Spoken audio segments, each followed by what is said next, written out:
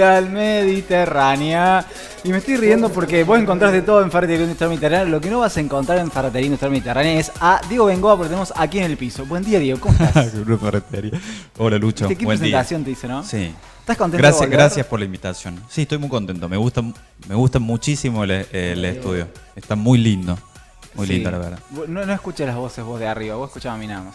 Sí, no puedo escuchar yo. No. Ustedes escuchan. No, vos también escuchabas. No sé que te sordo porque habló por el... Recién sí, pero hasta bueno. entonces no. ¿Todo No, bien, mejor Diego? porque yo no podría manejar eso de... Como veo que siempre pasa en la televisión que por cucaracha le van diciendo cosas, me desconcerta. Claro, pero la gente no sabe. Uno piensa que cuando te hablan por el auricular, no le respondas. Uno piensa que cuando te hablan por el auricular, te dicen cosas como lo que viene o lo que sí, pero uno escucha todo. O sea, Claro. escuchaba, por ejemplo, los problemas que tiene la directora en su casa, los problemas que tiene el sonidista en su vida personal. O sea, escuchás de todo. Porque ¿Y cómo haces para seguir al aire como si nada? Porque uno es profesional. Claro. Entrenamiento, porque ¿no? Depende, a veces es como que también te dan un poco de tela para cortar en el aire, claro, escuchar Claro. las cosas, le respondes en el aire, cosa que la gente no entiende y vos le estás respondiendo al sonidista algo. Claro. Bueno, yo por ejemplo O si tienen que cortar de urgencia porque hay un urgente. ¿Ustedes Sí. hacen el urgente o no? nunca cortamos, en realidad nunca hacemos caso a la gente de lo que nos dice atrás de cámara. Los pero... urgentes son muy exagerados en la televisión de Buenos Aires sobre todo. ¿Por qué decís eso? Y porque es urgente todo ahora. Y que ahora todo es urgente, vivimos en el mundo del hoy y el ahora. No me parece, bueno. Criterios. Bueno, pero en realidad nunca nos vamos, siempre estamos como en diferentes antípodas nosotros. Sí. No Hemos- coincidimos. No sé hemos cómo vamos a construido hacer. así Yo nuestra pensé que relación. venía a estar con Leo. Y no, pero tenés que venir más tarde para venir con Leo. Sí. Pero tenés Ok. que irte a la conferencia, así que no podés estar. Ya te- No sabía que estaba con vos. Yo quería estar acá con Aparte, vamos a decirle la verdad a la gente porque yo siempre quedo como el malo. ¿Quién te buscó para venir? vos. Bueno, entonces, ¿con quién tenés Vos que y venir? no Leo. ¿Viste? Leo no. Porque Leo ahora tiene un programa solo. Tiene Volvió a la programa solo. mañana. ¿Cómo de se 20 sienten solo. eso? La separación Y con se tu marido extraña, televisivo. Se extraña mucho. Yo lo extraño. Sí. Ay, ¿sabes que me parezco a Mirta cuando se pone a hablar serio? ¿Viste? Sí, yo lo Claro. extraño. No, pero yo me divertía mucho con Leo. Nos divertimos igual porque yo estoy atrás ahora de Leo. Sí. Atrás de cámara, bueno, atrás de Leo. Estoy atrás de Leo y no es por la duda. Y me divierto mucho. ¿Un porque- año estuvieron juntos o ya venía de hace yo rato? venía casi 2. Fue. Este es el segundo año que yo estoy acá, fue un año y un poquito más. Porque yo hice, fue agosto, septiembre, octubre, noviembre, diciembre del 2018. 8, sí. Claro. Todo 2019 junto al frente de cámara, pues ya antes estaba atrás. Y 2020, bueno, estoy atrás de nuevo. Y te quedaste con programa propio. Sí. Muy merecido. Muchas gracias, Diego. Está Martín Alanís, después vos y Sí. después Lucho. Martina y después Leo, es digo. una estrella. Claro, Martín hace noticias. Martínez en realidad hace un repaso de noticias muy interesantes. Sí. Que la gente lo tiene que ver porque la verdad que hace un mix así. Aparte Martín es muy divertido, guardó en el cable. Y la pasamos muy bien. ¿Cómo puede ser que Cablevisión no tenga Canal 20? No. ¿Qué es la competencia? Es como yo te preguntara a vos, ¿cómo puede ser que acá no esté sentado te Y, periodista? pero no es así. A ver, digo, vos cualquier queja que tenga, Lisandro La Torre 72, te puede llegar, ahí está la gente de AMA y haces todas las quejas. A la Pensé que oficina. tenía que ir al grupo Clarín a quejarme de eso. No, mira, el grupo que pasa es que acá no tenemos ideas así, no tenemos bajada de línea, acá somos muy libres, por eso no estamos Claro. en televisión. No, pero pensé que era Cablevisión el que no aceptaba por una cuestión de... No sabemos. Bueno. Hay cosas que No, lo sabemos. cuento porque mi abuelo Tito. no pudo ver Canal 20 hoy. No, se, yo le voy a contar se amargó mucho. No, le voy a contar a la gente la verdad, porque Tito se quejaba de que tenía que venir a pagar la factura y los 3 nietos que yo le conozco que tienen 7 ninguno... tiene. Tienen 7, bueno. Pero no nos dijo. Ninguno se dignó de decirle, Tito, yo te voy a pagar la factura No porque no nos tengas dijo. tiempo. Así que este es un mensaje para la familia Bengoa padre para arriba. Háganle un favor a Tito, qué flojo estuviste. Porque aparte Sí. puede hacerlo por débito No, me enteré automático. hoy. Lo puede hacer por Dice, débito bueno, ya me automático. pongo a buscarlo, pero va a ser muy difícil encontrarlo. Y le digo, ¿pero por qué? Porque ahora tengo Cablevisión. ¿Por qué tenés Cablevisión? Porque me tenía que ir a pagar al centro y no tenía otra... Bueno, Pero lo podría haber hecho por débito automático, estuviste flojo ahí. es que no me enteré yo. ¿Y por qué no hablas tanto con Tito? Entonces lo No, estás sí, usando a hablo Tito, porque, mucho con Tito. Sí, no lo usas nunca. Mi papá se operó de la cadera, tuvo 45 días en cama y mi abuelo lo vi todos los días porque mi abuelo lo cuida como si fuera un niño su de... hijo. Como su hijo, sí. Pero Ya me lo vi a su papá internado también, lo fui a visitar. se recuperó rápido. Sí, se recuperó muy rápido. Muy rápido, Volvió sí. de viaje y se superó. Sí. Todos sabemos, le seguimos la vida de Bengoa. Bueno, digo, vamos a ponernos serio porque hoy yo le decía a la gente que volvió la tan anhelada columna de Bengoa Sí. y Pablo Wendel no estuvo rápido con la música, ahí te había puesto el tema de Gustavo Cerati y Bajo Fondo como el año pasado, como para volver a la seriedad del tema. Porque hay un tema muy Íbamos a interesante de- para hablar, sí. Eso no sale al aire, ¿no? Lo que estoy No, escuchando. por eso no lo respondas. Por eso no.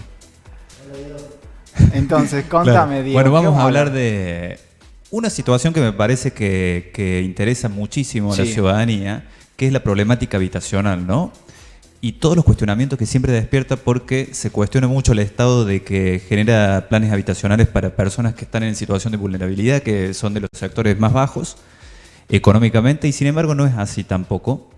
Y bueno, creo que todos, salvo la clase alta, el sector medio en cuanto al poder adquisitivo también tiene muy pocas posibilidades de acceder a no solo a una vivienda, sino también al terreno propio, ¿no? Y nuevamente se puso en el tapete esta semana, este mes, perdón, la cuestión habitacional en Villa María porque hubo una toma de tierras muy grandes, de las más grandes que por lo menos yo tengo registro. Hace 16 años que trabajo en los medios gráficos, nunca me tocó cubrir una toma tan grande y había tenido que hacer la cobertura de varias. Fue muy grande en extensión porque se tomaron 4 o 5 cuadras de largo, digamos, y además por la cantidad de familias involucradas. Estamos hablando de lo que sucedió en el barrio Nicolás Avellaneda y en su límite del barrio San Nicolás.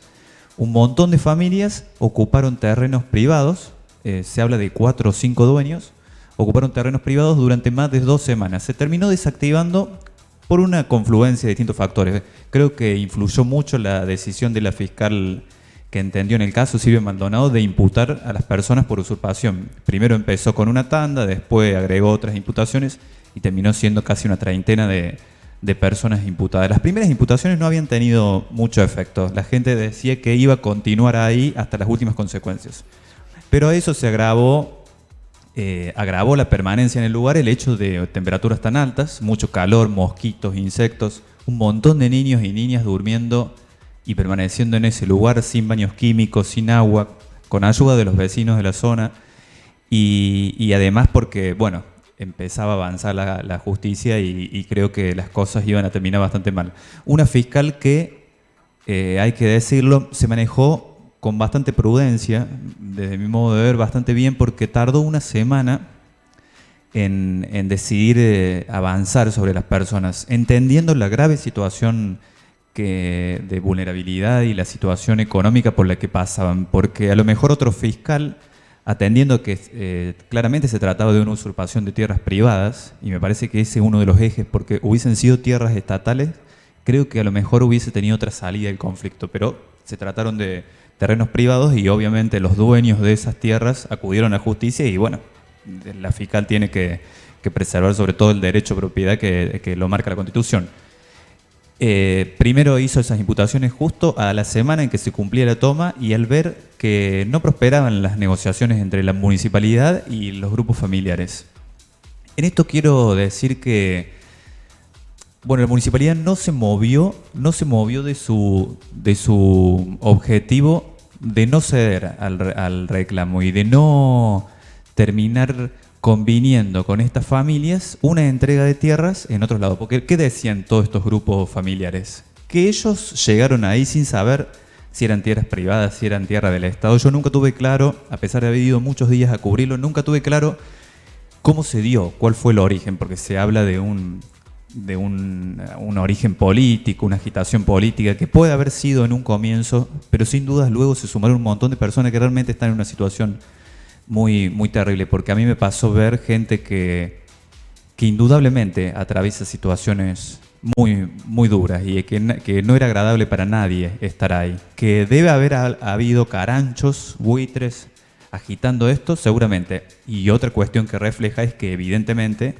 e indudablemente hay muchísima gente que la está pasando mal y muchísima gente que no tiene casa ni terreno propio en Villa María. De hecho, hay más de 6.000 familias anotadas en el Instituto Municipal de Vivienda. Estamos hablando de si multiplicamos por 4 integrantes o 3 integrantes y medio por familia, en una ciudad de 80.000 habitantes es un número muy grande, ¿no? Digo, te quiero interrumpir porque recién hiciste una salvedad muy interesante que tiene que ver con que hablaste de que puede ser como un vuelto político, como una agitada política. ¿Por qué crees que, o qué te lleva los indicios que te llevaron a pensar eso? Sí, no tengo yo ninguna constancia de eso, es lo que dicen desde el gobierno, ¿no? Desde el oficialismo se habla mucho de... En realidad todos los sectores políticos siempre creen que la ciudadanía nunca va a actuar espontáneamente y que siempre puede haber alguna agrupación política o algún sector político interesado en generar esto y además remarcaban la coincidencia de que se daba a pocas horas de la asunción de Pablo Rosso como intendente interino. Yo cuando preguntaba ahí, me decían que se había originado primero con un pequeño grupo detrás del SIC, que es el Centro Integrado Comunitario del Barrio Nicolás Avellaneda, allá en Salta y La Quiaca, y que después se fueron sumando. A mí me parece que si hubo alguna mano política, lo hizo con algunas personas y eso después generó algún efecto contagio de gente que verdaderamente tiene una necesidad, porque si hay algo que no se puede soslayar es que por lo menos la gran mayoría de esas personas atraviesan esa situación tan delicada. No es que la municipalidad habla de solo 10 familias de las 50, 70, 80, porque no está claro la cantidad de familias que hubo, que se encuentran en una situación de calle y dicen que dan respuesta. Más allá de quién quedaba en la calle y quién no, literalmente en la calle, si se iba de la toma de tierra, que de alguna manera seguían estando en la calle, estaban en una carpa, de todos los testimonios que recogía ahí, cuando estaba cubriendo para el diario, surgía esto de vivir hacinados. 2 o 3 grupos familiares viviendo en la misma casa, en una casa muy chiquita. La abuela, la madre de él, los primos, los tíos, o una familia que recibe a su hermana con sus hijos y le da el garage o le da la piecita del fondo. Gente que vive como puede. Y después, que eso es lo más triste de lo que uno ve en las redes sociales o que escucha en los comentarios, esto de que vayan a laburar o que son vagos. Indudablemente hay gente vaga en todos los sectores, independientemente, ¿no?, del dinero del sector adquisitivo, del poder adquisitivo que uno tiene. Yo lo que vi ahí es que había mucha gente que contaba que cirugiaba, que vive del cirujeo, muchos varones que son albaniles, que se dedican, que hacen changas, que hacen jardinería. Cuando estaba ahí me pasó de ver varias veces a hombres que venían a hablar con su pareja y le decían, me vuelvo a laburar.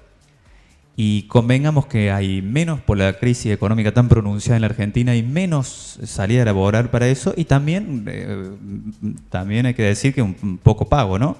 Poco claro. Pago cuando uno tiene 3 hijos, 2, 4 hijos a cargo. Bueno, una situación muy delicada. El municipio no se movió de esta idea de que no iba a ceder a firmar terrenos, como sucedió mucho durante el gobierno de Acastelo, que se desactivaban rápidamente las tomas, porque el gobierno de Acastelo ha firmado muchos convenios.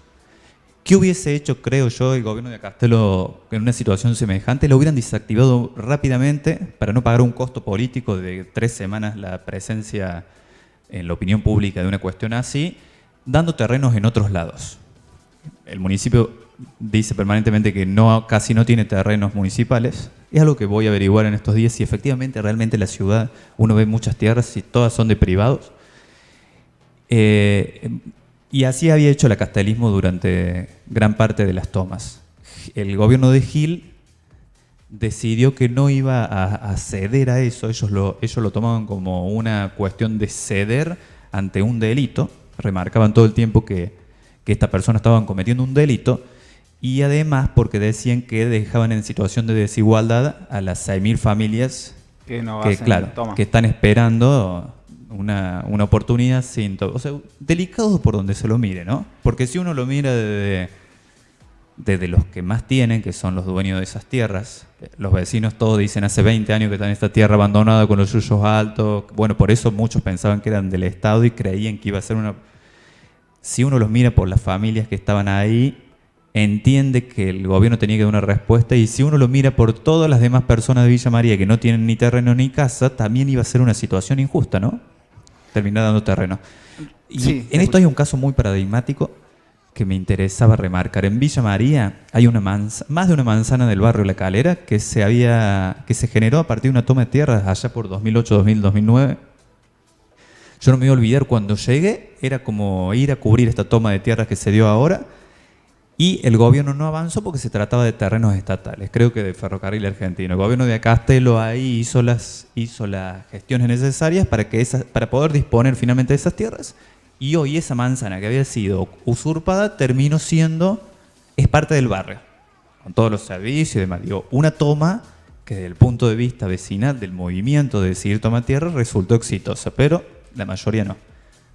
la mayoría no, en el barrio de las Playas se tomaron tierras y todos hoy tienen su boleto firmado para cuando las 23 hectáreas estas que expropió el gobierno de Gil al final del barrio de las Playas, de la que se presume que van a salir 340 lotes, ya hay 90 lotes que lo tienen familias que en su momento usurparon tierras, hicieron distintos movimientos, como estar frente a la plaza de la municipalidad y demás. Te escucho y pienso también en el mensaje que por ahí brindamos a la gente que está del otro lado, que no tiene tierra, que no tiene casa, que no tiene un terreno. Y no sé si es peligroso, pero digo, me quedé pensando en eso de que usurparon el terreno, que era en este caso la municipalidad o el privado, y terminaron quedándoselo. Y también me quedé pensando en eso que decís vos, porque hay 6.000 personas que quedan fuera, Claro. o que no se animan a usurpar un terreno y que no van a tener la posibilidad de tener su casa. Claro. ¿Cómo eso lo ven desde lo social y cómo lo aborda la municipalidad? Si bien están en las antípodas de lo que es el acatelismo, están aquí el gilismo por ahí, o ahora Pablo Rosso, quien conduce el proyecto en teoría. Digamos, ¿cómo crees que eso se va a ir manejando? ¿Y cuál es el costo político que sentís que va a pagar por esta toma? Creo que Gil tiene claro desde hace bastante tiempo, no sé si al comienzo de la gestión, porque a mí no me queda claro bien qué hicieron con las primeras tomas estas que hubo en Barrio de las Playas, porque ellos dicen que toda esa gente tenía convenios firmados de antes, desde el gobierno de Castelo o de Nora, que se fueron actualizando. Por lo que yo he visto, Gil tiene desde hace rato esta posición que ahora la ha mantenido muy firme Eduardo Rodríguez, el secretario de gobierno, de no ceder ante la toma y ver a estas personas como personas que están cometiendo un delito. Ellos dicen que sin dejar de advertir que efectivamente se trata de una situación de déficit habitacional inocultable y que además la mayoría de la gente realmente lo necesita. Pero ellos dicen que hay mecanismos administrativos y legales que seguir, les piden que vayan a la municipalidad que se anote. Lo que decía la gente todas las veces que fui, que están cansados de años y años y años de estar anotado en la municipalidad y de esperar de alguna respuesta habitacional y que ese registro de más de 6.000 familias no se mueva. Que en eso también me interesaba comentar un poco, ¿no? ¿Cuál es la situación de Villa María? Creo que en los 4 años empeoró muchísimo y sin duda por el contexto que vivió la Argentina y que vive todavía, ¿no? Muy grave de falta de políticas habitacionales tanto de nación de provincia, porque en los últimos 4 años solo se hicieron 8 casas Eva Perón. El plan Eva Perón, que surgió en la Intendencia de Nora Vedano, está destinado a familias en situación de emergencia social. Diría que las familias que tomaron tierras ahora en el San Nicolás, en Nicolás Avellaneda, seguramente son el grupo al que apuntaría el Eva Perón. Estamos hablando que en 4 años solamente se construyeron 8 casas. Una cifra muy bajita.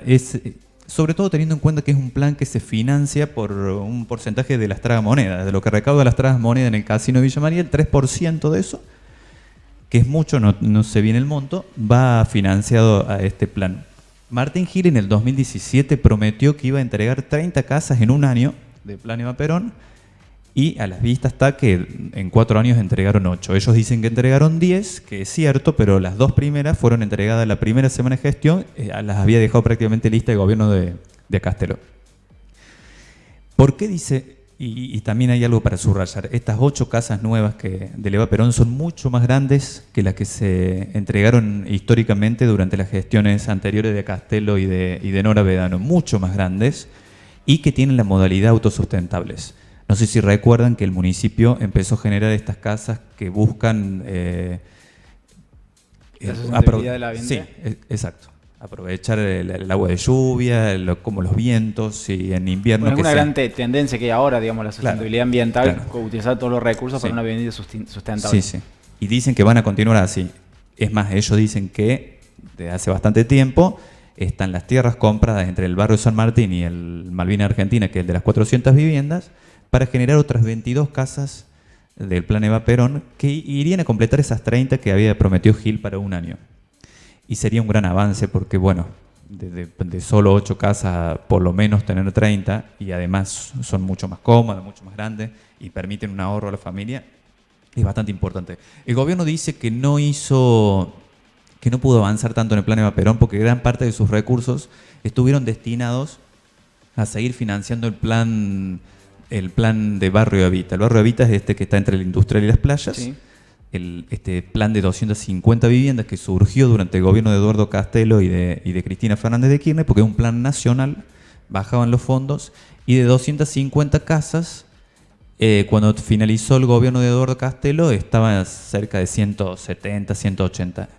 Durante los 4 años de Gil se terminaron 21 viviendas, se hicieron y se terminaron 21 viviendas, y están en marcha las 47 que falta para completar las 250, que están en un 65% de avance. Si uno las va a ver, es bastante grande el avance, les falta el techo y algunas otras cuestiones, pero ha ido avanzando. O sea que, de alguna manera, ahí sí se podría decir que el gobierno avanzó, porque si bien es un plan nacional, cuando asume Mauricio Macri en la Casa Rosada, el gobierno de Gil define que, además de recursos nacionales, va a aportar recursos municipales para este plan de 250. Y sucedió esto según el gobierno de Villa María, que durante los 4 años del macrismo no recibió fondos. Ellos dicen que ese plan nacional se financió directamente con dinero del municipio, con recursos genuinos. Y que gran parte de ese dinero que a lo mejor podía haber ido a Eva Perón fue a tratar de terminar este plan de 250. ¿Qué es lo que viene ahora? Por un lado, entregar dentro de poco, estimo que dentro de poco, estas 47 para terminar y dejar listo ese plan de 250 de Barrio Evita. Por otro lado, ellos dicen que ya hay movimiento de suelos y tienen las tierras entre el Malvinas Argentina y San Martín para hacer 30 casas de Eva Perón, 22 casas de Eva Perón. Se presume que van a hacer más casas de Eva Perón, sobre todo por esta situación delicada. Y fundamentalmente el municipio apunta a estas 23 hectáreas de Barrio de las Playas, que están al final de Barrio de las Playas. Después de eso ya no hay nada. Ahí, Lucho, el gobierno, eran tierras privadas, como lo que se dio acá, solo que el gobierno ahí avanzó a partir de la cantidad de convenios firmados y la gran presión popular que hubo en expropiar. Expropió esas tierras, pasaron a manos del Estado y son 23 hectáreas. De esas 23 hectáreas se estiman sacar 340 lotes. Pero hay que hacer la salvedad que de esos 340 lotes solamente van a quedar 250 para ser adjudicados, porque hay 90 convenios firmados ya con personas que en su momento habían realizado toma de tierras.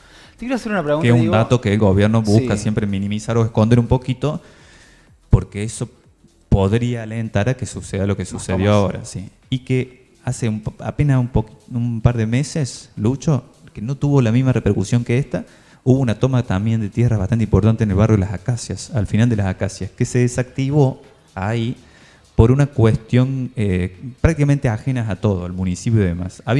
Se habían asentado en tierras que pertenecen a la cooperativa de agua 15 de Mayo y donde tiene pozos, donde hacen perforaciones y ponía realmente en riesgo la salud, sí, la salubridad y bueno y todo lo que eso significa.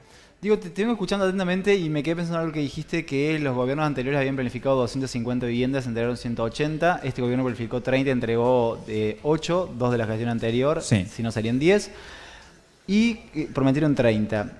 ¿Por qué crees? 30 en un solo año, Lucho. A lo mejor en 4 iban a ser 120, en el promedio los 30.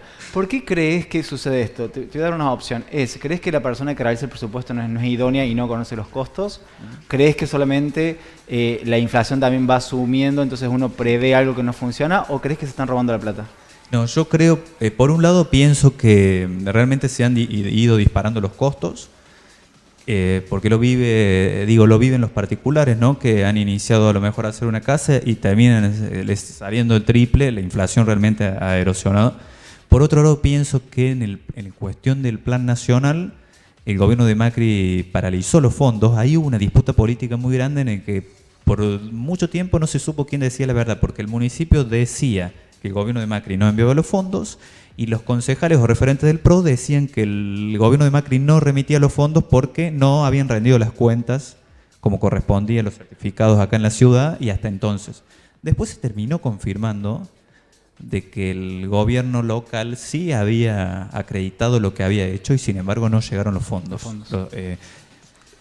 Por eso se dieron una numerosa serie de factores. Pero por otro lado, me parece a mí que la municipalidad no ha tenido como prioridad resolver la cuestión habitacional de una manera enfática. Creo que si bien hubo una política habitacional, me parece que en una cuestión de tanta carencia y de tanto déficit, a lo mejor debería haber direccionado más recursos ahí o darle más prioridad. Diego, ya para ir terminando esta nueva participación. ¿Tenés un número? Pensé que ibas a tomar agua, por eso no te vi, discúlpame. No, a lo mejor para cerrar esto de que qué hicieron en 12 años, ellos hicieron un cohorte de 2008-2020, dice que entregaron 709 viviendas.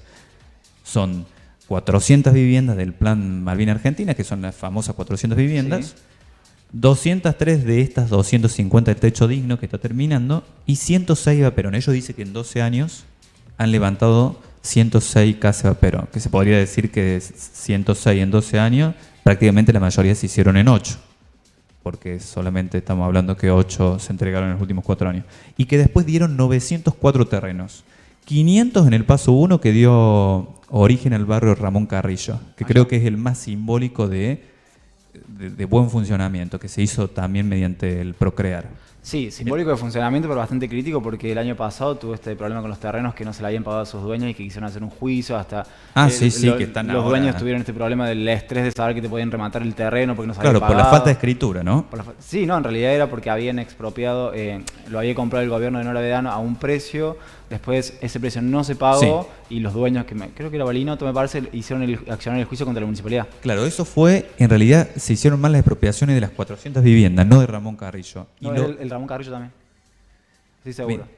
Los que hicieron, cuando se hace la expropiación de las 400 viviendas, que se hace mal porque se le paga a los dueños un valor mucho más bajo, esos dueños, que están dos de esos dueños que están representados por Guillermo Balinoto, para cobrarse eso, se embargan terrenos de Ramón Carrillo. Por eso, de ahí viene la confusión.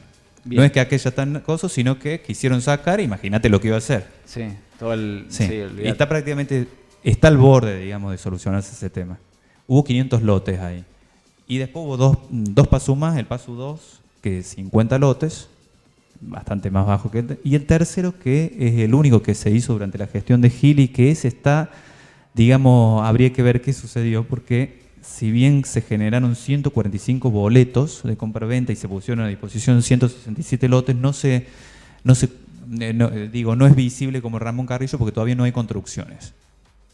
Diego, me estabas contando cuando viniste que ahora tenés que ir a la municipalidad porque se va a lanzar un comunicado que tiene que ver, saqué con el tema del coronavirus, porque, perdón que te saqué así porque me acordé, porque quería preguntarte.